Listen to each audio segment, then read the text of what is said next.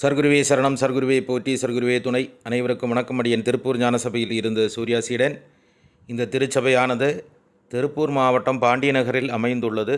புதிய பேருந்து நிலையத்தில் இருந்து பெருமாநல்லூர் செல்லும் சாலையில் பாண்டியநகரில் அமைந்துள்ளது. இங்கே அருள்மிகு சர்க்குரு பகவான் ஞானசபையில் இன்று அன்னதானம் நடந்தேறியது. 1/10/2025 புதன்கிழமை இன்று அன்னதானம் நடந்தேறியது. இறைவனுக்கு கோடானு கோடி நன்றி. இன்றைய அன்னதானத்துக்காக பழனி தொப்பம்பட்டி அருகில் இருக்கும் கவிச்செல்வன் என்கிற தம்பியின் பெற்றோர்கள் 5000 ரூபாய் நேற்று கொடுத்து உதவி செய்தார்கள். இந்த குடும்பத்துக்கு நன்றிகளை தெரிவித்துக் கொள்கிறோம். இந்த குழந்தை உடல் நலம் குறைவாக பாதிக்கப்பட்டிருக்கிறது.